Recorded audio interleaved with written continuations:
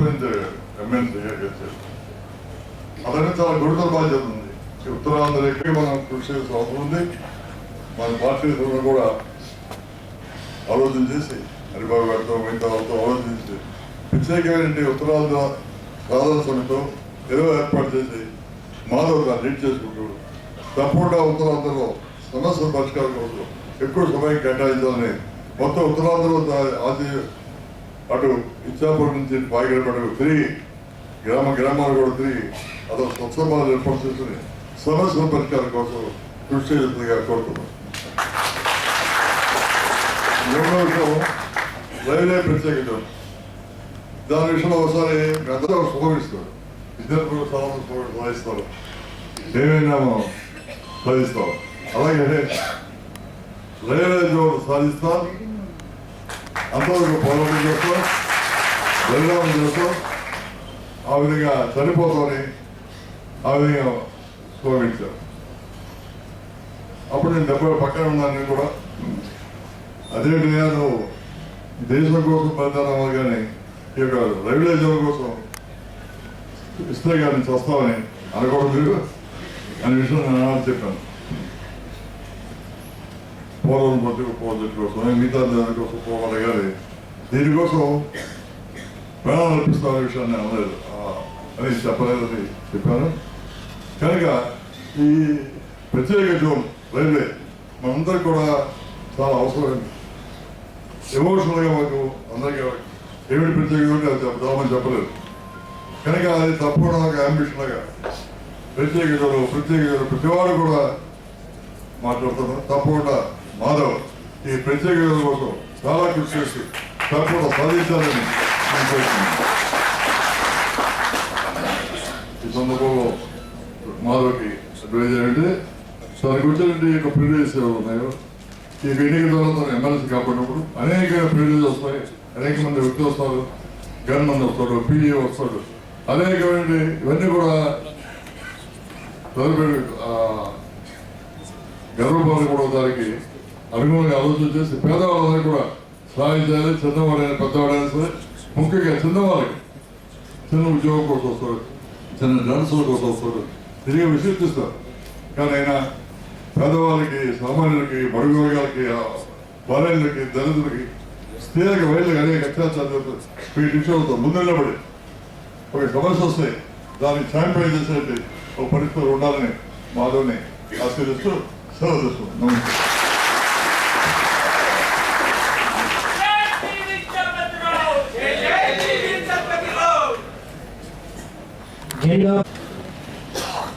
వెంకట ఆర్ఎస్ఎస్లో అఖిల భారత ప్రధాన కార్యదర్శి హెచ్వి శేషాద్రి గారని ఒక సీనియర్ లీడర్ ఉండే.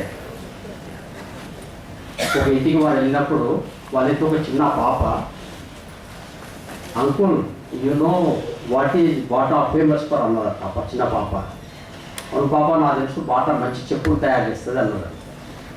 You know how Pond's is famous for అని అంటే పాండ్స్ అనేది పౌడర్ ఈజ్ వెరీ ఫేమస్ అని. You know what is your organisation is famous for అని ఆ పాప. మరి నా ఆర్గనైజేషన్ ఏదో నేను చెప్పడం బాగుంటుంది, నువ్వే చెప్పు పాప మా ఆర్గనైజేషన్ దేనికి ఫేమస్ అని. Your organisation is famous for బైటాక్స్ అన్నట్టు. సమావేశాలు, ఆ తర్వాత బైఠకులు, సమ్మేళనాలు చేసుకోవాలంటే మనకు చాలా ఆనందం అయిపోతున్నాయా అనేది అప్పుడప్పుడు మనకు కూడా అనుమానాలు వస్తుంటాయి. మీకు కూడా చాలా మందికి వస్తుంటాయి. ఇంతకుముందు ఉన్నట్టే ఉన్నామా, వాల్యూస్ అట్నే ఉన్నాయా, ఏమైనా మార్పు ఉన్నాయా? ప్రజల్లో ఒక మంచి గుర్తింపు పార్టీకి, సిద్ధాంతానికి సాధించినటువంటి వ్యక్తి గౌరవనీయులు పివి చలపతిరావు గారు.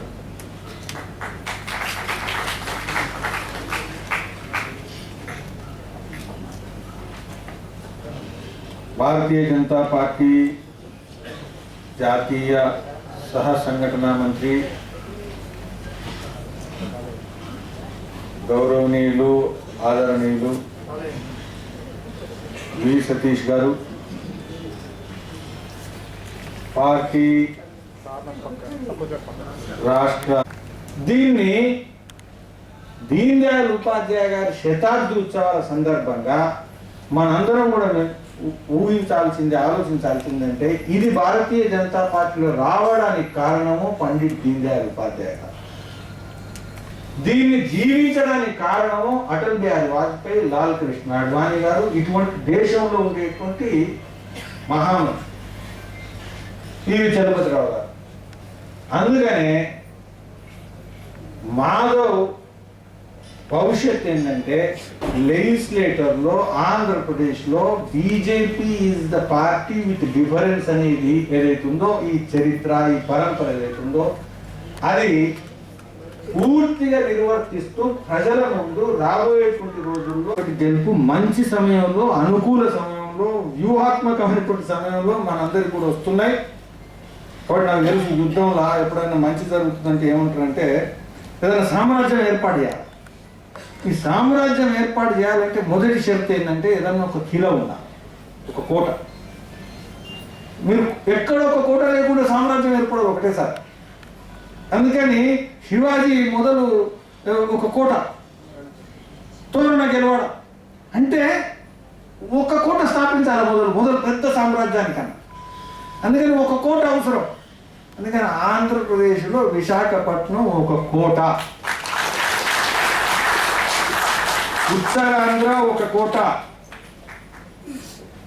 భారతీయ జనతా పార్టీకి ఉన్నన్ని అవకాశాలు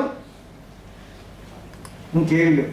అయితే చాలాసార్లు మీకు అనుమానం వస్తుంది, ఏం కనబడతలేదు కదా, ఏం కనబడతలేదు కదా అని చాలా మందికి ఏదో కనబడతలేదు. కనబడని అన్ని చాలా మంది కనబడని ఒకసారి కనబడు స్టార్ట్ అయితే అర్థం కూడా కాదు వాళ్ళు. ఎందుకంటే అందరికి కనబడు స్టార్ట్ అయితేనే అది జరగదు. మీకు 2 ఉదాహరణలు చెప్పి నేను ముగిస్తాను. బ్రిటిష్ సామ్రాజ్యం రెండవ ప్రపంచ యుద్ధానికన్నా ముందు మీరు అందరు గమనించండి, 1940 తర్వాత రాబోయేటువంటి రోజుల్లో ప్రపంచంలో బ్రిటిష్ సామ్రాజ్యం ఉండదు, గ్రేట్ బ్రిటన్ గ్రేట్ ఉండదు అని మీరు కనుక 1939లో 40లో 1941లో ఎవరు చెప్పినా ఎవరు కూడా నమ్మేవాళ్ళు కాదు. సెకండ్ వరల్డ్ వార్లో గ్రేట్ బ్రిటన్ గెలిచింది, గెలిచి కూడా సామ్రాజ్యాన్ని ఓడిపోయి. మీరు గమనించాలి. అందుకని చాలా మందికి తెలియకపోతే అది నిజం కాదు అని అనుకోవద్దు. చర్చలు కూడా తెలియదు. యుద్ధాన్ని గెలిపిస్తుండేటువంటి నాయకుడికి కూడా ఇంగ్లాండ్ గ్రేట్ బ్రిటన్ రాబోయేటువంటి రోజుల్లో ఉండదు అనేది తెలియదు. కాబట్టి నాయకత్వం వహించినటువంటి వాళ్ళందరికీ రాబోయేటువంటి సత్యాలన్నీ తెలుస్తాయి అని అనుకోకండి. అందుకని నేను ఏదైతే చెప్తున్నానో మీరు గమనించండి. ఈ మార్పు ఏదైతుందో దక్షిణాదిలో ఆంధ్రప్రదేశ్లో మంచి బలమైనటువంటి భారతీయ జనతా పార్టీ సదూరంలో కాదు, అతి సమీపంలో ఉంది, వస్తుంది. ఎవరెవరైతే దీన్ని అర్థం చేసుకొని అడ్జస్ట్ అవుతారో వాళ్ళు ఉంటారు, ఎవరెవరైతే అడ్జస్ట్ కారో వాళ్ళు ఉండరు. ఎందుకంటే జరిగినటువంటి సత్యం దాచేస్తే దాగని సత్యం. రెండోది మీరు గమనించండి, నాయకత్వం ఎట్లుంటుంది. వాట్ ఈజ్ నాయకత్వం? నాయకత్వం ఎట్లుంటుంది అంటే మొత్తం భారతదేశం, మొత్తం ప్రపంచం గత 3 సంవత్సరాల క్రితము నరేంద్ర మోదీ గారు ప్రధానమంత్రి కాకముందు, మనం గెలవక ముందు, ఇంక్లూడింగ్ మన కార్యకర్తలు భారతదేశం గురించి ఏం చర్చ చేస్తుండేదంటే అవినీతి, కుంభకోణాలు, తిరిగిపోతున్న భారతదేశం, అభివృద్ధి చెందదు, చర్చ లేదు, ఎక్కడ చూసినా నిరాశ, ఎక్కడ చూసినా నిరాశ. ప్రపంచంలో ఒక భారతదేశం అనే దాని గురించి మంచిగా చర్చిస్తారు అని మిమ్మల్ని అడిగితే కూడా మీరు చెప్పలేదు. అటువంటిది 3 సంవత్సరాలల్లా మొత్తం ప్రపంచంలో, మొత్తం భారతదేశంలో ఎవ్రీవేర్ ఎక్కడ చూసినా సంతోషం, ఎక్కడ చూసినా నమ్మకం. ఏమి తేడా? నాయకత్వము ఇదే ప్రజలు, ఇదే వనరులు, ఇదే పరిస్థితి, ఇదే పరిస్థితుల్లో మార్పు తీసుకొచ్చింది నాయకత్వం తేడా. ఒక్క నాయకత్వంతో ఎంత తేడా వస్తుంది. కాబట్టి ఆంధ్రప్రదేశ్లో vacuum is building and invitation for good leaders. కాబట్టి జరిగింది. మురళీ మొదట విశాఖపట్నం 86 ఆ ప్రాంతంలో ఇక్కడ రాష్ట్ర జాతీయ సమావేశాలు జరిగాయి, విద్యార్థి పరిషత్.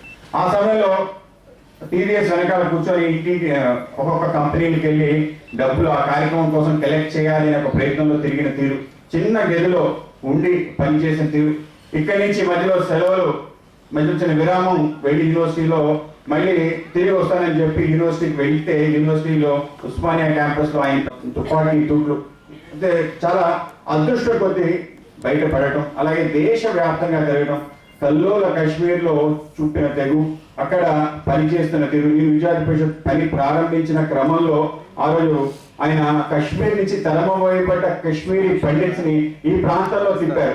యూనివర్సిటీ చేరక ముందు ఆయన సంఘటన మంత్రి అవడం, సంఘటన మంత్రి అయిన తర్వాత ఏ విధంగా మమ్మల్ని అందరినీ కూడా కేవలం కళాశాలలో పనిచేయడం కాదు, తప్పనిసరిగా సంఘర్షణ చేసి ఎన్నికల్లో పోటీ చేసే విధంగా ఏపీ ప్యానెల్ పెట్టి గెలిచినా ఓడినా పని చేయని తీరు నిత్యం కూడా ఆత్మీయ భావం, ఏ విషయాన్నైనా ఆయనతో పంచుకోవచ్చు అనిపించంగా 5 సంవత్సరాల నా యొక్క డిగ్రీ అలాగే పీజీ జీవితంలో ఆయన అంత మమేకమైన ఉన్న వ్యక్తి. ఇంకొక వ్యక్తి సూర్యజీ సబ్జెక్ట్ మీద పెట్టాలని చెప్పి అనుకోవడం జరిగింది. చివరికి మా సుకుమార్ కూడా నేను ఏబీపీ రావడంలో ముఖ్యమైన కారణం అప్పుడు సంఘటన మంత్రిగా ఉన్నాడు.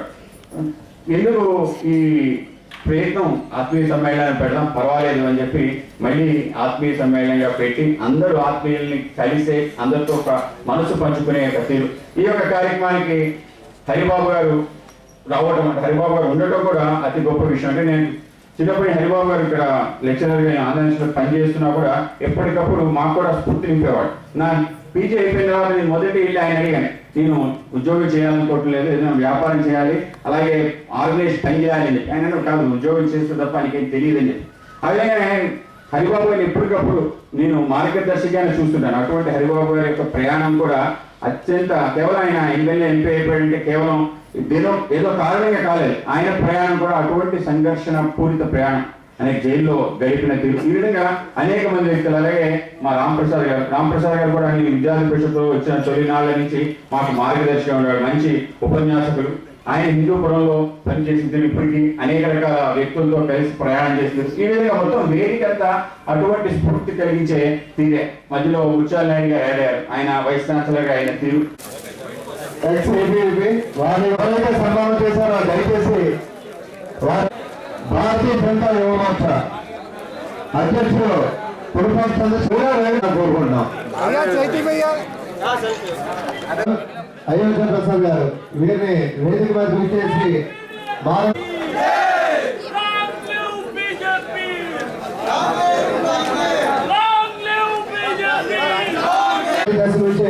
ప్రతి విద్యార్థితో ఆప్యాయంగా ఉంటూ ఎమ్మెల్సీగా ఘన విజయం సాధించిన